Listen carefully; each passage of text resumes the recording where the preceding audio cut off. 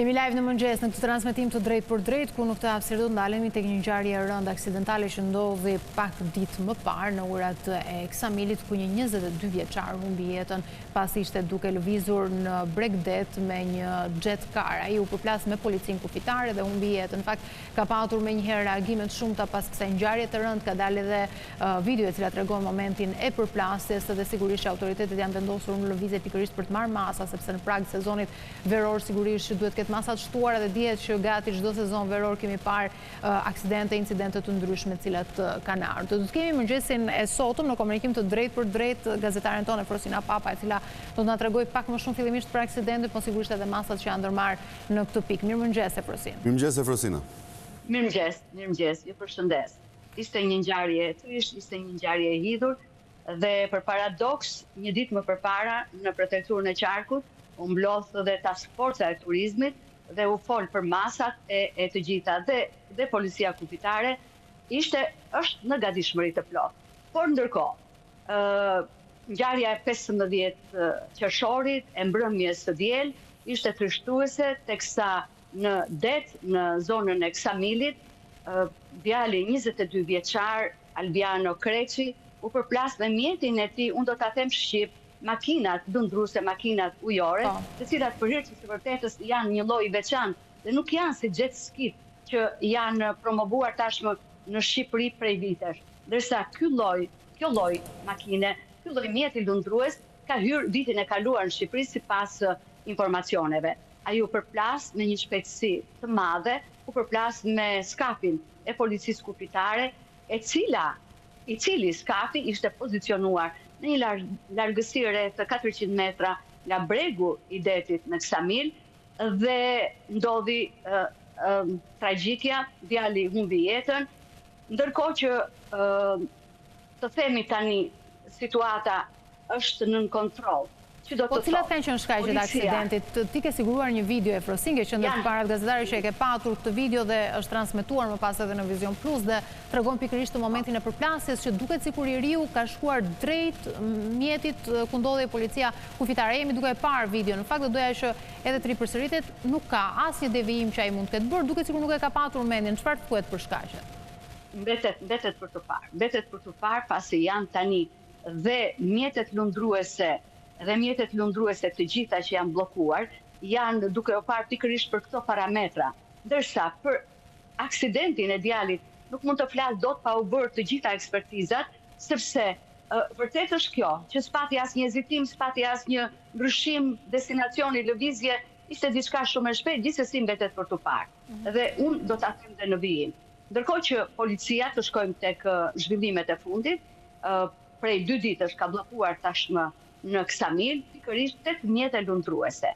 Sipas drejtorit të policisë kufitare, Arber Zemani, me të cilin unë kam qenë në komunikim të vazhdueshëm dhe për hir të së vërtetës më duhet dhe ta falenderoj për transparencën, sipas policisë kufitare, pra mjetet janë bllokuar pasi dyshohet se këto tip makina lundruese kanë shpejtësi më të madhe se norma e lejuar, nga ajo që çka kanë pasur jet ski e mëparshme. Dhe mbetet për të parë, ato janë nështruar një ekspertize tekniko-ligjore, dhe mbetet për të parë në përfundim të këtij verifikimi, do të shohim nëse këto mjete janë në rregull me procedura tekniko-ligjore apo jo, dhe ç'do të ndodhë më pas. Patjetër që do të ketë penalitete ndaj këtyre 8 mjeteve. Gjithsesi, të themi që Frosina, ndjesi të në pres, përsa i përket ligjshmërisë, kanë qenë të licencuara këto makina, pra ky biznes ka qenë licencuar, ndoshta duke qenë dhe të pazakonta si mjete lundruese, ndoshta duhet kolaudohen për shkak të fushpamjes, e cila ndoshta duhet jetë më e hapur. Në këtë pikë kemi diçka të re për të thënë? Lori, asnjë gjë nuk është thënë, është thënë që tani po verifikohet. Patjetër që ato kanë pasur një farë licence përdorimi, por tani që kjo ndodhi, tani po shikohen si në, domethënë gjërat si në vrimën e gjelbërës, sepse po shikohen me shumë seriozitet dhe me shumë rigorozitet. Dhe tani, Flori, është ky procesi i verifikimit. Ndërkohë që 2 ditë më parë është nxjerr nga deti, ku ishte zhytur në një, të themi, thellësi rreth 30 metra, pikërisht mjeti lundrues i 22 vjeçarit, dhe ai ishte nënshtruar ekspertizës. Ndërkohë që sipas policisë kufiare pritet dhe përfundimi i ekspertizës mjeko-ligjore, që do të përcaktoj pas autopsisë që do t'i bëhet 22 vjeçarit, për të dalë pastaj në një përfundim konkret se çfarë ose për të plotësuar të gjitha të skemën dhe dinamikën e ngjarjes së ndodhur në 15 qershor. Ndërkohë që unë kam pyetur në drejtorinë e policisë kufitare se si është situata e numerike e këtyre mjeteve të reja që kanë hyrë në Shqipëri së fundmi. Saranda më është konfirmuar nga drejtoria e policisë kufitare i posedon këto mjete. Do me thënë, në Sarandë janë këto mjete, makinat lundruese. Në Vlorë, në Bregdetin e rrethit të Vlorës nuk është evidentuar asnjë e tillë. Ndërkohë që janë të evidentuara në Dhërmi 4 mjete të tilla, por që poseduesit e tyre nuk kanë tentuar që t'i nxjerrin në det. Dhe me sinjalin e parë, thotë drejtoria e policisë kufitare, ato do t'i nënshtrohen patjetër një kontrolli tani absolutisht më të madh, që nga dokumentacioni e deri tek parametrat tekniko-ligjor. Ndërkohë që të mos harrojmë Flori dhe Brikena që precedenti i parë i këtij sezoni veror turistik në qarkun e Vlorës është shënuar në 7 maj 2026. Patëm një precedent të tillë, po fatmirësisht pa pasoja të tilla tragjike. Ishin 4 shtetas francez, të cilët lundronin me një mjet lundrues me pedale dhe u përplasën nga 2 të rinj, mjetin me lundrues me motor, e përdorte një 16 vjeçar. E mendojmë pak se çfarë po ndodh 16 vjeçari dhe përplaset me 4 shtetasit francez. Çfarë parashikohet, Efrosi, nëse ke dieni, sa i takon moshës apo rregullave që janë për këto mjete lundruese? Pra duhet jetë mbi 18 vjeç, si funksionon? Besoj që po të them të drejtën, nuk e kam këtë informacion për moshën e pajisjes me licenca, me patenta, se ato duhet të kenë patjetër një patent. Dhe tani këto po shikohet. Po shikohen pikërisht këto pasja ose mos pasja. Duhet të them dhe diçka tjetër. Ditën e djeshme, një ditë më parë, Ministri i Kulturës dhe i Turizmit, Blendi Gonxha, ka qenë në Ksamil dhe pas kësaj ngjarje kanë reflektuar institucionalisht, pikërisht janë larguar 2 mole, janë hequr 2 mole të mjeteve të tilla lundruese. Mbetet për të parë se ç'do të ndodhë më tej. E qartë, situata...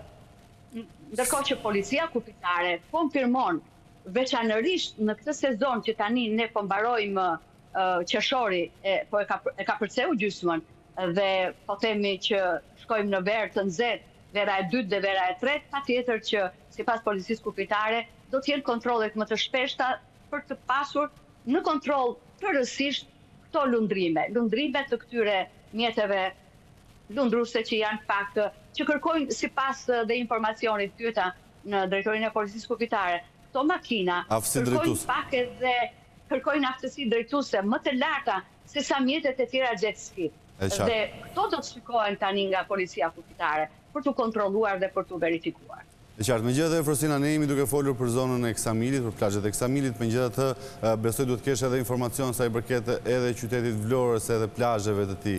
Ndërkohë, shpeshherë në Shqipëri për fat keq duhet ndodhin raste tragjike që më pas të merren masa më shtrënguese sa i përket këtyre të fundit. Në Vlorë si është situata? A respektohen, le të themi, molet apo metrat e caktuara të jet skive që duhet të qarkullojnë në plazhet shqiptare?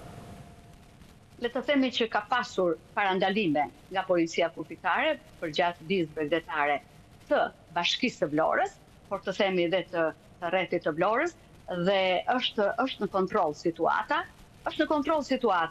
dhe nuk ka pasur raste të tilla, pasi dhe plazhet po t'i shikojmë, tashmë janë të vizuara, janë nga ato vijat kufizuese se ku duhet të lahen qytetarët. Po shpeshherë nuk zbatohen, apo jo? Çfarë bëhet në lidhje me monitorimin në këtë pikë? Se do doja të kujtoja një rast që ka ndodhur në Palas ku një, besoj, motor ujë duhet ketë qenë, se nuk më kujtohet fiks, por ka shkuar përtej kësaj vijës e cila ishte shumë e qartë dhe ka përplasur disa qytetarë që ishin pikërisht tek Bregdeti. Çfarë bëhet për ta monitoruar që zbatohen siç duhen këto rregullat vendosura, këto vija të cilat janë të qarta, siç thua edhe ti, këto vizime? Të themi që kontrollohen, të themi që janë në teren. Madje edhe ju kujtoj përsëri se dje dhe vetë ministri ka qenë në plazhet e Vlorës për të parë respektimin e hapësirave të plazheve. Dhe unë do të them dhe një gjë tjetër, që aktualisht sot jemi pak në vështirësi me mbrojtuesit e plazhit, sepse mund të kemi ato vizimet, mund të kemi kufizimet e pushuesve dhe jetskive apo makinave ujore apo mjeteve të tjera lundruese, por kemi këtë gjë tjetër, që ndodhin dhe situata të tilla. E ka pasur, shpresoj të mos ketë. Dhe them që ka një kontroll dhe nuk ja përmenda më kot mbledhjen e task force-s së turizmit, se cili institucion mori detyrat e veta përgjegjëse për të qenë të gjithë, të themi në këmbë në këtë situatë të nxehtë të këtij sezoni turistik, kur pritshmëritë janë të larta edhe të pushuesve në Vlorë. Mirë, Efrosin, e fundit pak të nga ana ime, se i takon rojeve bregdetare, besoj po ashtu është nërmarr aksioni që tjenë pajisura të gjitha plazhet me roje bregdetare, si që edhe parashikohet, apo jo?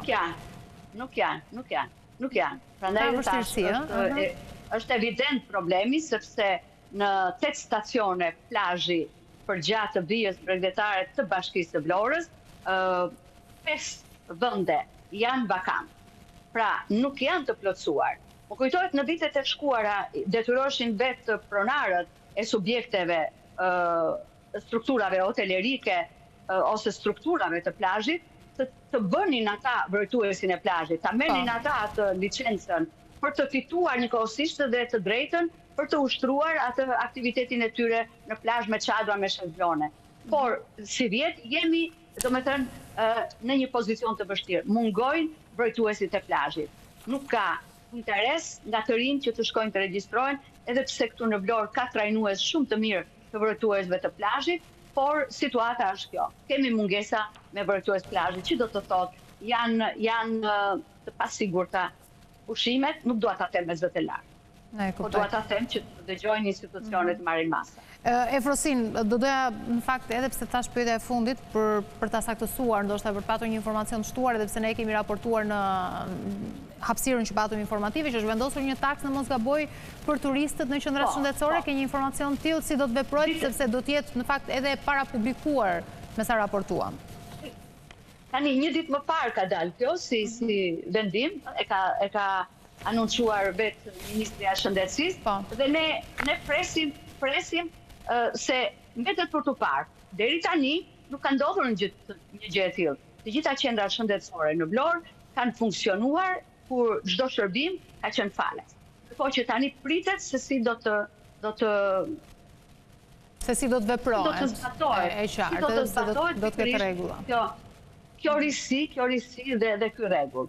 Mendoj që nuk do të jetë i vështirë për t'u aplikuar. Mendoj që nuk do të jetë vështirë për t'u aplikuar. Edhe në rastet që ata kanë siguracion, ose janë të përfshirë, le themi, në skema të cilat përfshin ndonjë lloj bashkëpunimi me siguracionet në Shqipëri, do të jetë me pagesë apo jo? Besoj duhen trajnuar tani edhe mjekët dhe infermierët që shërben atje për ta marrë dhe për ta dhënë këtë shërbim, qoftë tash dhe në fatura financiare.